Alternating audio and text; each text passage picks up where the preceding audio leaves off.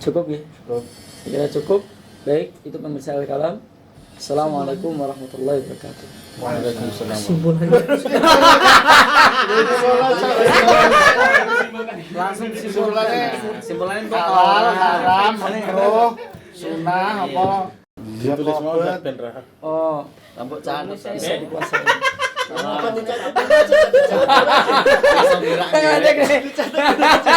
Jawab terima kasih. Jadi moderator tadi malah ngantuk. Butuh kowe ku cara moderator ILK. Menyelesaikan masalah tanpa solusi.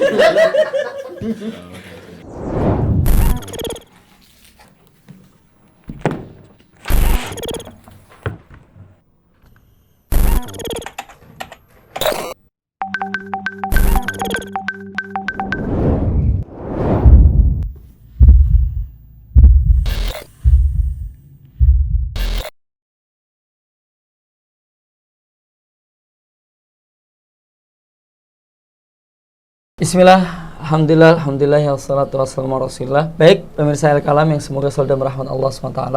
Ustadz, apa hukum tawarruk? Kita jabarkan dulu terkait masalah tawarruk ini. Adalah misalnya si fulan, taruh aja namanya Budi. Budi lagi butuh uang 100 juta misalnya. Lalu dia mendatangi temannya yang namanya Pak Kamil. Nah, Pak Kamil ini dia adalah bos showroom mobil. Nah, mobil bekas, kemudian dia beli ke sana dengan cara kredit, terus kemudian mobil tersebut dijual ke misalnya temannya lagi namanya Pak Tarko. Nah, jadi orang ketiga dijual dengan harga cash cukup 100 juta saja. Nah, dia hanya butuh duitnya. Jadi ada 3 orang di sini. Nah, konsumen datang ke Mas Kamil selaku orang kedua yang punya showroom, beli mobil dengan cara kredit angsur. Terus kemudian karena dia hanya butuh duitnya aja, mobilnya dijual ke orang lain dengan cara cash tapi harganya lebih turun. Nah, ini hukumnya bagaimana para ustadz? Nah, dalam kitab Mausu'ah Fiqhiyah Kuwaitiyah dijelaskan wa tawarruk fil istilah an yashtariya sil'atan nasi'atan thumma yabi'aha naqdan li ghairil ba'i bi aqalli mimma ishtaraha bihi liyahsul bidzalika 'ala naqd. Tawarruk adalah membeli barang dengan cara nasi'ah, dengan cara kredit, kemudian menjualnya kepada orang lain secara tunai dengan harga yang lebih murah dari harga pembelian tadi ya. Tidak dijual kepada penjualnya tadi, tapi kepada orang yang ketiga dengan tujuan dia mendapatkan uang cash. Di kitab tersebut juga disampaikan beberapa pendapat ulama. Jumhurul ulama ala ibahatihi sawaun man sammahu tawarruqan wa humul hanabilah aw man lam yusammihi bihadzal ism wa hum man ada al hanabilah li umumi qaulihi ta'ala wa ahallallahu al-bai'. Jumhur ulama Hanabilah membolehkan, jadi yang pertama, jumhur ulama Hanabilah membolehkan jual beli seperti ini, tadi tawarruk, baik dinamakan tawarruk atau dengan nama lain berdasarkan keumuman ayat Al-Baqarah ayat 275 wa ahallallahu al-bai'ah. Allah menghalalkan jual beli. Pendapat yang kedua adalah pendapat Umar bin Abdul Aziz dan Muhammad bin Hasan Asy-Syaibani menghukumi makruh. Kemudian yang ketiga, pendapat Ibnul Humam berkata khilaful aula.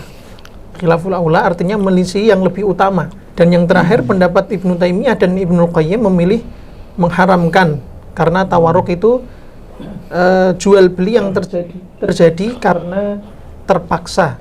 Sebenarnya tidak boleh mutlak ya, tapi menurut Imam Ahmad dalam Tahdhibus Sunan itu boleh dengan 4 catatan.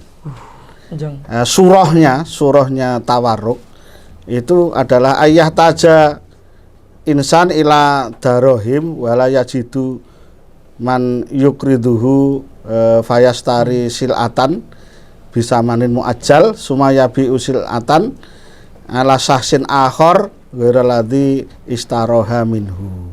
Dan menurut Imam Ahmad di dalam Tahdhibus Sunan juz 5 halaman 801 walakin nadron lihajatin nasi al yauma wakilatil mukridina yang bagil kaula bil jawazi bisurutin. Syaratnya memang dia sebenarnya butuh uang. Kalau dia nggak butuh uang, nggak boleh jual beli seperti itu. Jadi dia butuh uang tapi nggak ada yang minjemi gitu ya. Nggak ada cara lain untuk memperoleh uang kecuali dengan merekayasa jual beli tadi. Kemudian yang kedua adalah tidak memungkinkan dia memperoleh uang itu dengan cara yang lain selain rekayasa jual beli tersebut. Kemudian asalis ala yastamila al akda alama yasbahu suratar riba. Misal ayakula bi'tuka iyaha al asrota akhada asaro. Jadi tidak boleh melalui jual belinya melalui jalur riba ya. Tidak boleh melalui jual beli yang sifatnya riba, akan tetapi ya harus dengan jual beli yang diperbolehkan, misalnya dengan muajjal ya, dengan muajjal. Tidak jual beli dengan riba. Fatwa Syekh bin Baz ini ya, beliau cenderung menghukumi tidak boleh, la yajuz gitu aja. Kenapa la yajuz? Ya, biasanya la yajuz wa huwa alladhi yakhillu bihi katsirun minan nas fatati mushkilatun min hadzal janib wallahu waliyun taufik. Jadi ini enggak boleh, dari sisi inilah banyak manusia kesalah. Alasannya la yabi'u malaisa indak. Jadi beliau mengategorikan itu tidak boleh karena kepemilikan belum sempurna. Sekalipun dia nyicil, itu kan fidzimah, dalam tanggung jawabnya. Artinya barang itu secara kesempurnaan kepemilikannya belum. Makanya beliau hanya mengulang-ulang terus dalilnya itu la yabi'u bai'un malaisa indak. Tidak boleh menjual sesuatu barang yang bukan milikmu. Nah, Syekh bin Baz hanya melihat dari sisi itu, melihat kepemilikan barang belum sempurna. Menambahkan tadi dari Ustaz Parman ya, tentang syarat-syarat bolehnya tawarruk, bisa kita istimbat atau simpulkan juga dari fatwa DSN MUI nomor 82 tahun 2011 tentang perdagangan komoditi di bursa komoditi. Jadi di situ ada yang namanya perdagangan lanjutan, yaitu perdagangan yang dilanjutkan dengan penjualan komoditi oleh konsumen komoditi ya, berarti tawarruk. Itu syaratnya ya selain yang sudah disebutkan tadi ya. Kalau tadi qobd ataupun penguasaan itu tidak ada keterangannya, kalau menurut fatwa ini itu hanya terjadi setelah qobd hakiki atau qobd hukmi. Ya, penguasaan secara utuh berarti barangnya memang dikuasai betul, diambil betul, diserah terimakan, atau dokumennya. Ya, dokumen kepemilikannya.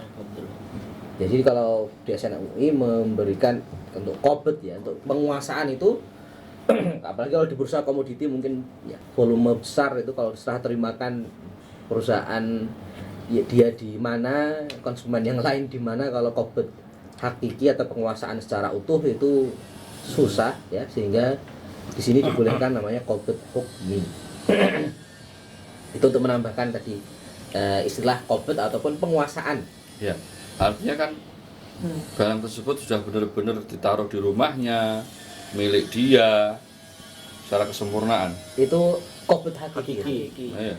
Qobd hukmi itu hanya ininya Ustaz. Kalau sekarang ya dicicil tadi ya, Kwitansinya. itu nanti kayak dokumen kepemilikan. STNK-nya berarti mungkin. BPKB-nya ya. BPKB dan STNK-nya. jadi sekarang emas itu juga beli emas dan jual emas itu tidak apa namanya itu Tidak hakiki. tidak hakiki Jadi- itu juga hukmi, jadi bisa dicek di aplikasinya itu.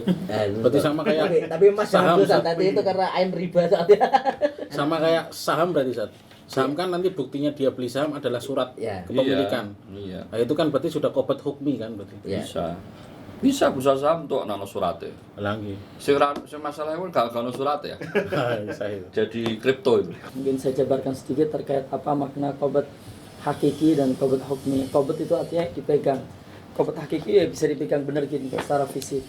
Ataupun qobd hukmi itu dikuasai tapi secara hukum aja. Nah, secara hukum sudah berpindah tangan secara legalitas. Baik, demikian pemirsa Al-Kalam. Jadi dari diskusi para ustadz bisa kita simpulkan, pendapat yang menenteramkan adalah pendapat yang mengatakan boleh tapi dengan syarat sebagaimana dijelaskan oleh Ustadz kita, Ustadz Parman, yang semoga Allah selalu menjaganya. Yaitu pertama, syarat pertama memang kita benar-benar butuh duit, kita kepepet. Terus kedua, kita nggak mendapatkan orang yang mau ngutangin kita. Nah, terus ketiga, tidak ada unsur bau riba. Jadi di sana tidak ada unsur bau riba. Dan terakhir, bahwa barang tersebut itu memang bisa kita kuasai atau qobet istilah Arabnya ya. Dikuasai baik secara fisik atau secara legalitas. Wallahu a'lam. Assalamualaikum warahmatullahi wabarakatuh.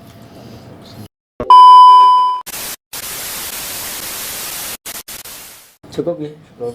Kira cukup. Baik, itu pemirsa Al-Kalam. Assalamualaikum warahmatullahi wabarakatuh. Waalaikumsalam.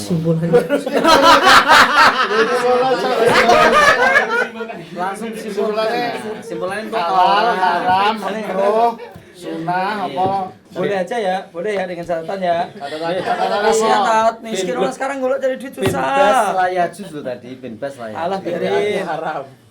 Boleh tapi dengan Terus, syarat bin boleh. kayak Ustadz Parman tadi. Boleh ya. Apa saja. Kalau boleh ada Salahnya tidak. catatan. Ditulis mau ben Rahab. Oh, Rambut cantik. bisa dikuasai. Langsung gerak. Ngajak nih. Jawab terima kasih. Jadi moderator tadi malah ngantuk. Butuh urusan. Kowe iku cara moderator ILK. Ulang lagi lah. Menyelesaikan masalah tanpa solusi.